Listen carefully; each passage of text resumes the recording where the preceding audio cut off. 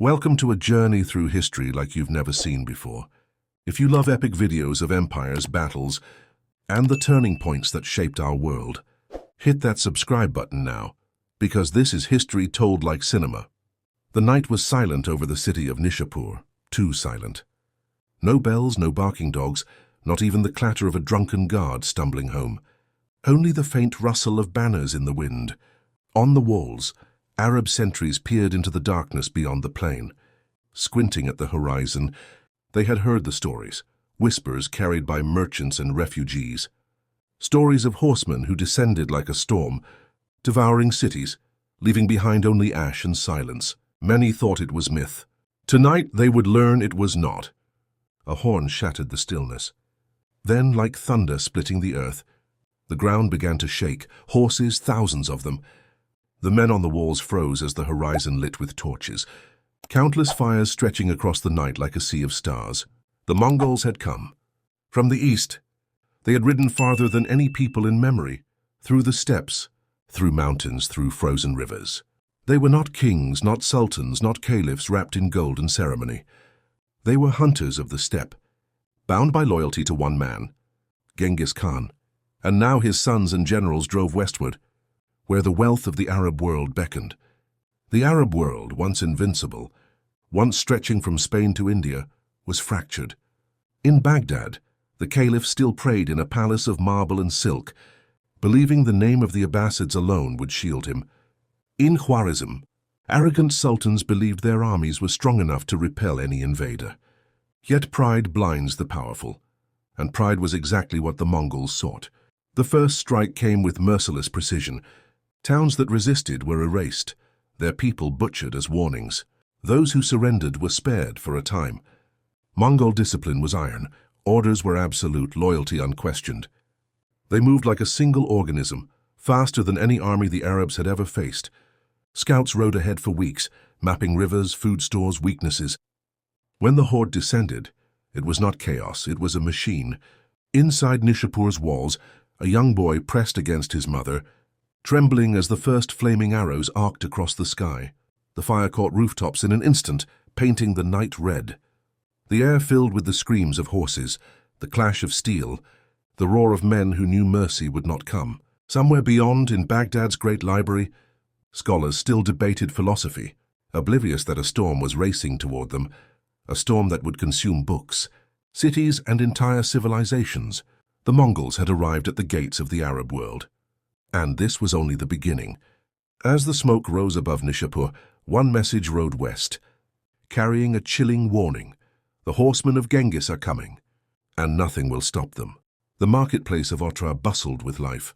Spices from India, silk from China, horses from the steppe. Merchants shouted prices, children darted between stalls, and the clink of gold rang from busy hands. To the people of Khwarezm, the world still seemed secure, prosperous, untouchable. But among the crowd that day were men whose accents were strange, whose eyes scanned every corner with a predator's patience. They were Mongol traders, or so they claimed.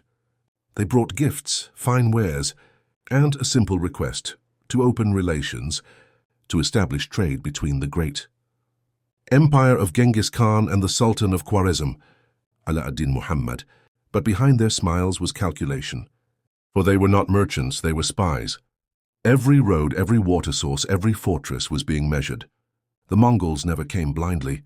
The caravan never returned home. By order of the Sultan, convinced these were not traders but enemies, the men were seized, tortured, and executed. Word reached Genghis Khan in the east, carried with the speed of an arrow. His response was not rage, it was silence. A silence so cold, so calculating, that his generals shivered when he spoke. "They have killed my men," he said. "They will pay with their empire." When the official envoys of Genghis Khan arrived in the Sultan's court, unarmed, diplomatic, carrying nothing but letters, the Sultan's pride consumed him.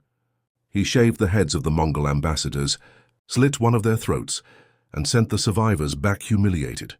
In that single act, Ala ad-Din Muhammad sealed the fate of his people. The Mongol answer came not with words but with fire. In 1219, a vast army, perhaps 200,000 strong, rolled westward. They moved like a tide across the deserts and steppes, a force unlike anything the Islamic world had ever seen. Each soldier carried not only a bow and sword, but the oath of vengeance. Cities that resisted were wiped from the earth. Villages that yielded were stripped bare, their men conscripted, their women and children enslaved. From his throne, the Sultan dismissed the rumors. No horseman can match the might of Islam, he declared. But as smoke began to rise from his border towns, fear spread faster than truth. Refugees flooded into the cities, speaking of slaughter so complete that even dogs and cats were hunted down to erase the memory of life. In the bazaars of Bukhara, people whispered that perhaps Allah himself had sent these horsemen as punishment for the corruption of their rulers.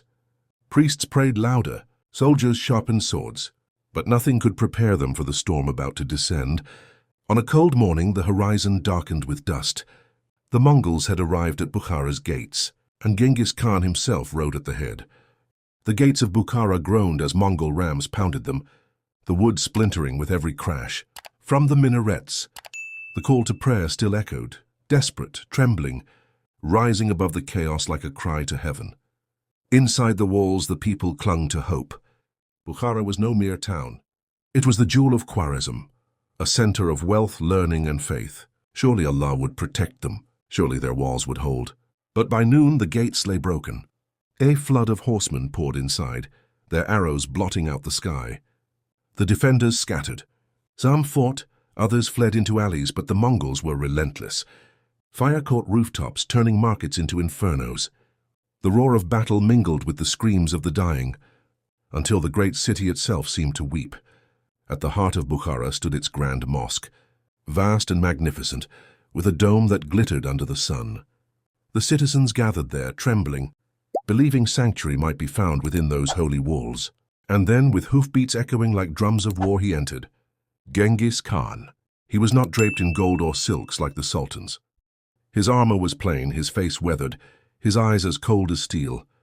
He rode straight into the mosque, dismounting only once inside. The crowd fell silent, their prayers caught in their throats. With deliberate steps, he mounted the pulpit where imams once preached, and in that sacred place he delivered his sermon, not of faith but of conquest. "I am the punishment of God," he declared, his voice carrying through the chamber. "If you had not committed great sins, God would not have sent a punishment like me upon you." His words struck harder than any arrow. To the people of Bukhara, it felt as though judgment itself had been pronounced. Their caliph in Baghdad had not come to save them. Their sultan had abandoned them. And now the conqueror stood in their holiest space, unchallenged, unstoppable. Outside, Mongol soldiers rounded up the population. Craftsmen were spared, for they could serve. Scholars, too, sometimes lived, if their knowledge proved useful.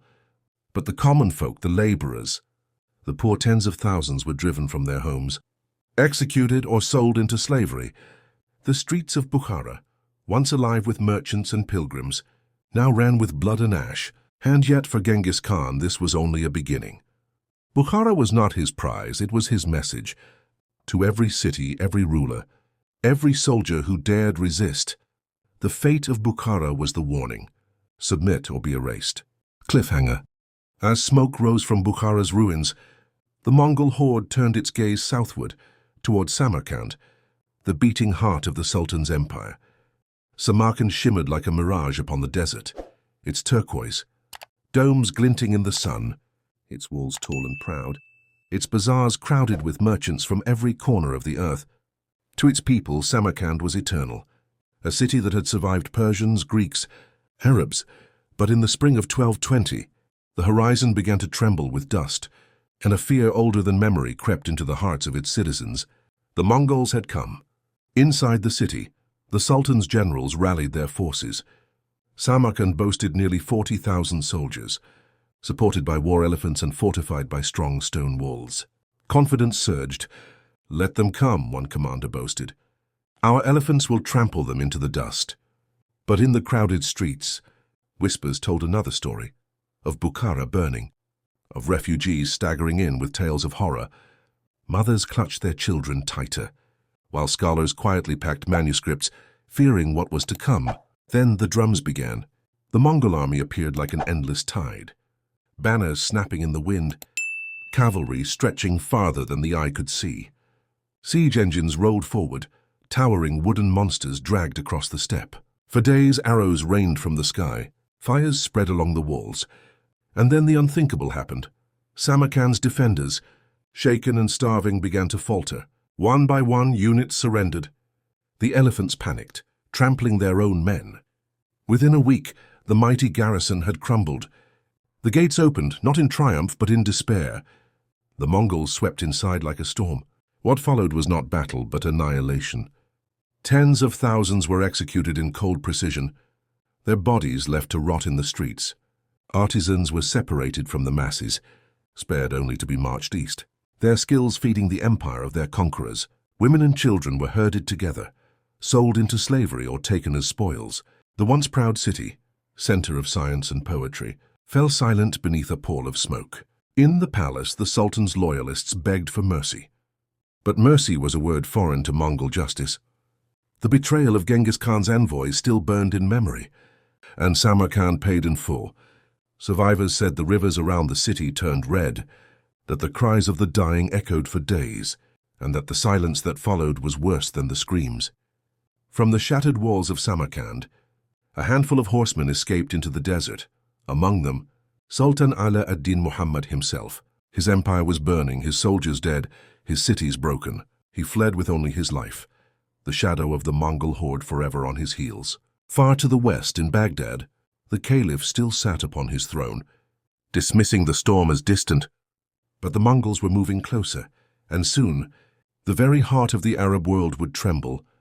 The once proud Sultan Ala ad-Din Muhammad rode westward, not as a ruler, but as a fugitive. His empire lay in ruins, Bukhara burned, Samarkand shattered, his armies scattered like dust before the Mongol storm. Each day he looked over his shoulder, and each day he feared what he might see. The banners of the horsemen, relentless as death itself. He fled with a handful of loyal guards, crossing deserts where the sun baked the earth into iron, and mountains where icy winds cut like blades. Villagers who once bowed to him now looked on in silence, their eyes hollow, their loyalty gone, for they knew the truth. The Sultan had abandoned them, leaving his people to be butchered while he fled for safety. Behind him, the Mongols gave chase, not with blind rage, but with calculated patience. Genghis Khan had commanded his generals to break the Sultan, to leave him no sanctuary, no rest. Wherever Muhammad fled, Mongol scouts appeared, shadows on the horizon, messengers of his inevitable fate. In Nishapur he found no refuge. The city had already been reduced to ashes. In Merv he lingered briefly, only to hear that the horde was days away. He fled again. The desert swallowed his trail, but the Mongols always seemed to find him. His nights were restless, haunted by dreams of fire and screams. He saw his cities burning, his soldiers impaled, his subjects enslaved. He dreamed of the great mosque in Bukhara, where Genghis Khan had stood in the pulpit and declared himself God's punishment. And in his dreams the Sultan was not a ruler, but one of the terrified faithful, powerless to stop what was coming. At last, broken and sick with despair, Muhammad reached the Caspian Sea. There on a lonely island he hid, his crown forgotten, his body wasting away. He no longer looked like a sultan, but like a beggar wrapped in rags.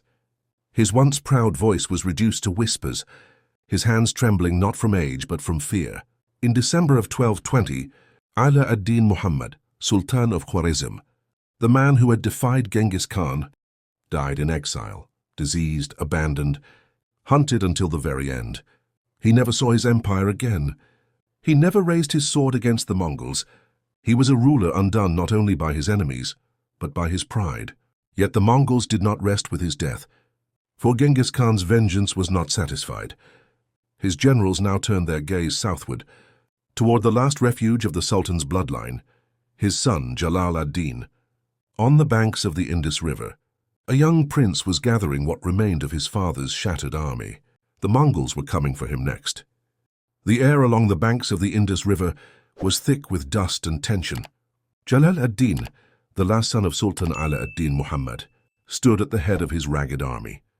He was young, barely in his 20s, but the weight of an empire now rested on his shoulders.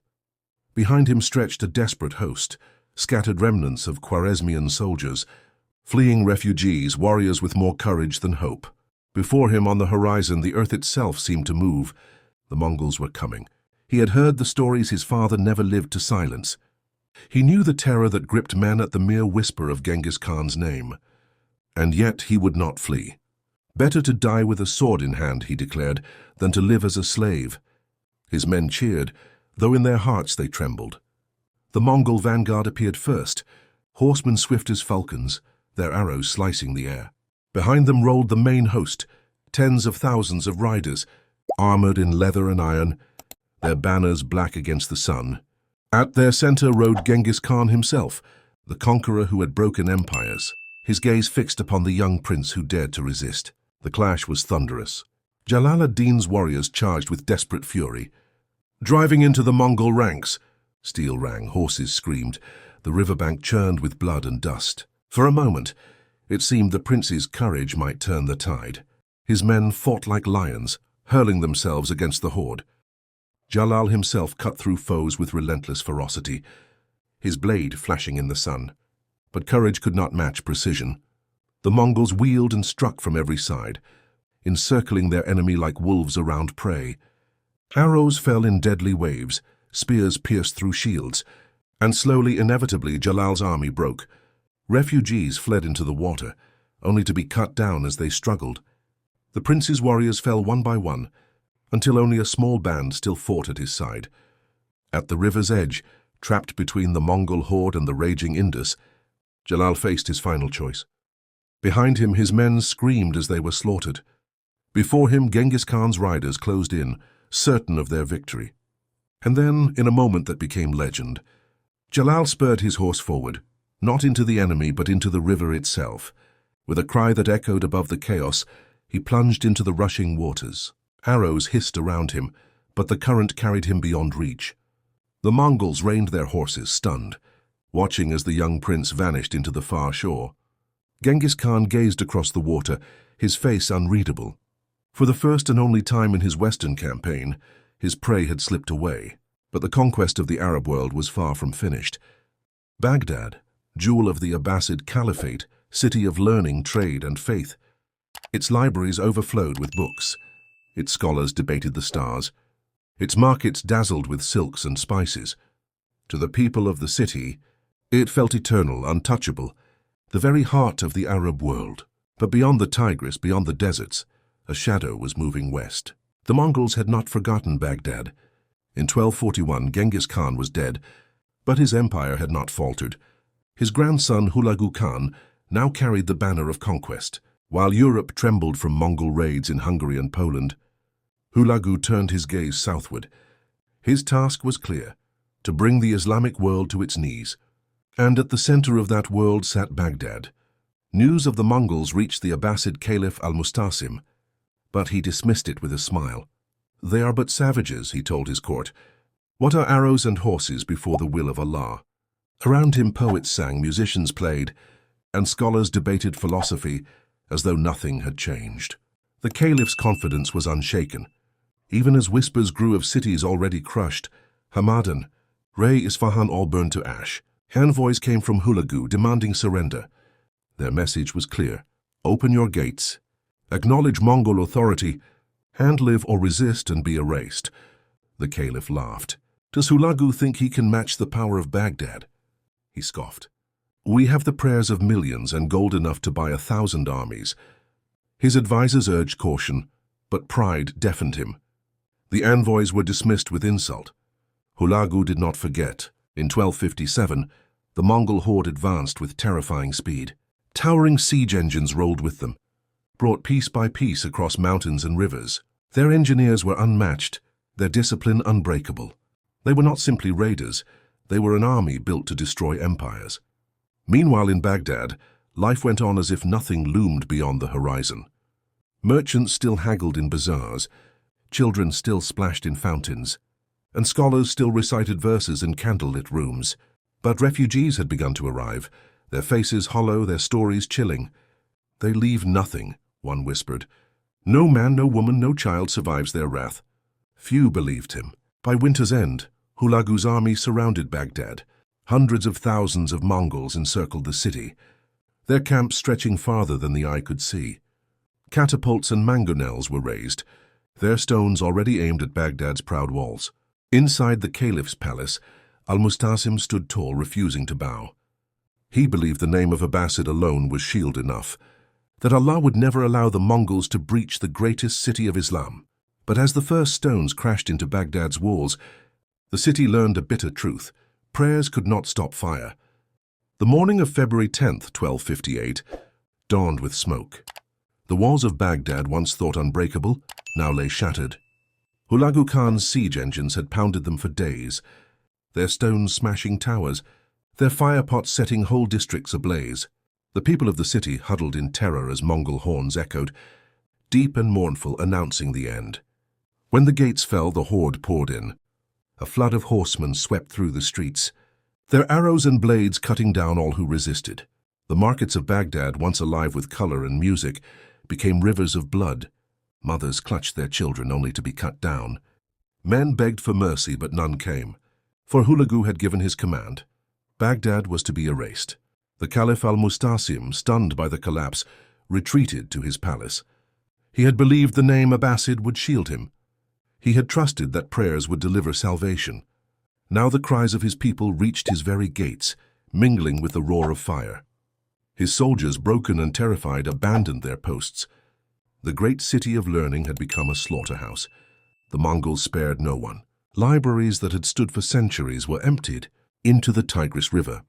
Thousands upon thousands of manuscripts, works of philosophy, medicine, astronomy, poetry, were hurled into the waters until witnesses claimed the river ran black with ink and red with blood. The House of Wisdom, crown of Islamic knowledge, was reduced to ruins. Centuries of scholarship vanished in a single week. The Caliph himself was seized, dragged before Hulagu Khan. The conqueror looked upon him without pity. "You would not surrender," Hulagu said coldly. "You would not heed our warning. And now your city is no more." Al-Mustasim pleaded, offering treasures, gold and jewels. But Hulagu's laughter was sharper than any blade. Baghdad's wealth was already in his hands, its people already enslaved or slaughtered. The Caliph was executed in a manner meant to humiliate.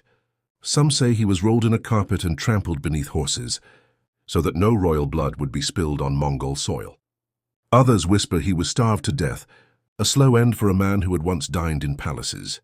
However it happened, the symbol of the Abbasids, the once mighty dynasty that had ruled the Arab world for 5 centuries, was extinguished. For 7 days Baghdad burned, corpses piled in the streets. Survivors staggered through the ruins, dazed, broken, haunted by the silence that followed. The beating heart of the Arab world had been torn out, and the shock of it echoed across every land from Cairo to Damascus. As Baghdad smoldered, the Mongol horde turned its eyes westward still. Syria, Palestine, even Egypt now stood exposed before them. The Arab world was broken, but not yet finished. The smoke of Baghdad had barely faded when the Mongol tide rolled onward. Hulagu Khan, his army swollen with victories, pushed west into Syria. City after city fell: Aleppo, Damascus, Homs. Each surrender was met with cold efficiency, each resistance with merciless slaughter. To many it seemed Islam itself had been forsaken. In Damascus, mosques stood silent as Mongol banners fluttered overhead. Priests and imams whispered prayers in secret, fearful that even their words might bring death. Merchants who once traded in silks and spices now bowed before Mongol commanders, their wealth stripped away. Refugees streamed south, carrying tales so terrible they seemed like visions of the end of days. And yet, as the world despaired, whispers of defiance stirred. In Cairo, the Mamluks, the warrior slaves who had seized Egypt's throne, watched the devastation with grim resolve. Their leader, Sultan Qutuz, was no scholar king, no poet dreamer. He was a soldier, forged in blood, hardened by chains, and unafraid of death. He listened to the stories of Baghdad's fall, and his jaw tightened. "If we bow," he said, "then Islam dies. Better that we break upon them than live as their slaves." Hulagu sent envoys to Cairo, demanding submission. They entered Qutuz's court with arrogance. Their message clear: surrender Egypt or be destroyed. The Sultan listened, his eyes cold. Then, in a gesture that shocked his court, he drew his sword and cut down the envoys where they stood. Their heads were hung from Cairo's gates. It was defiance, a message to the world. Egypt would not kneel. But Kutu's new defiance alone could not stop the Mongols. Hulagu's armies numbered in the hundreds of thousands. Egypt had warriors, yes, but victory seemed impossible. Then fortune shifted. Word came that Hulagu had withdrawn east, recalled to Mongolia by the death of the great Khan. He left behind only a portion of his forces, commanded by his general Kitbuka, a fierce but isolated host. Kutu saw his chance. He gathered his Mamluk army, joined by Baibars, a brilliant commander with a ruthless streak. Together they marched north, determined to meet the Mongols not behind walls, but in the open field. Their destination, the plain of Ain Jalut in the heart of Palestine. The Mongols had never known defeat in open battle. The world believed them invincible, chosen by heaven itself. And yet, as the sun rose over the green valley of Ain Jalut, two armies faced one another, one vast and terrifying, the other smaller, desperate, but burning with a faith that would not yield. The horns of war sounded. Dust rose as horse hooves thundered. The battle that would decide the fate of the Arab world had begun. The valley of Ain Jalut lay quiet at dawn, its fields glistening with dew. The Mongols believed victory inevitable. Kitbuka, Hulagu's fearsome general, rode at their head, his banners snapping in the wind. They had crushed Baghdad, toppled Damascus, and burned half the Islamic world. Why should Egypt be any different? Across the plain, the Mamluks waited. Sultan Qutuz sat astride his horse, his armor gleaming in the morning sun. At his side was Baibars, cunning and fierce, his eyes locked on the enemy. Their army was smaller, perhaps a fraction of the Mongol horde, but their spirits burned hotter than steel. Every man there knew what was at stake. If they fell, the Arab world would die with them. The Mongols struck first, as they always did. Arrows rained down, horses thundered forward, and the earth trembled under their charge. The Mamluks wavered, then fell back, retreating into the hills. Kitbuka sneered. He had seen this before. The enemy broke before Mongol might always. Confident, he ordered his cavalry to pursue. But what he did not know was that Baibars had laid a trap. The retreat was feigned, the hills carefully chosen. As the Mongols surged forward, the Mamluks wheeled around. Hidden reserves burst forth, striking the Mongols from the flanks. The valley erupted into chaos, steel against steel, horse against horse, cries of rage and agony filling the air. At the height of the battle, when the Mongols pressed hardest, Sultan Qutuz tore off his helmet and rode into the thick of the fighting. "O Muslims, fight for your faith," he roared, his voice carrying across the field. His men rallied, their fear burning away, their swords rising once more. With renewed fury, they struck back, pushing the Mongols into confusion. Kitbuka fought like a beast, refusing to yield even as his army faltered. Surrounded, his horse slain beneath him, he stood his ground until the end, his blade dripping with blood. But courage could not undo the trap. At last, the great Mongol general was captured, dragged before Qutuz and executed. The impossible had happened. The invincible had been broken. For the first time in living memory, a Mongol army had been defeated in open battle. When the dust settled, the fields of Ain Jalut were littered with the fallen. The Mongols had been stopped, their advance into Egypt and beyond shattered. The Arab world, though scarred and broken, had survived. From Cairo to Damascus, from Jerusalem to Mecca, the news spread like fire. The Mongols could bleed. The terror that had swept from the steppes to Baghdad was not eternal. On that day, in that valley, the tide had turned. The Arab world was forever changed by Mongol fire and steel. But in the ashes of Baghdad, in the blood of Ain Jalut, it found something stronger than fear, the will to endure. History is full of forgotten battles, untold betrayals, and moments that changed the fate of millions. If you want more videos brought to life, make sure to subscribe.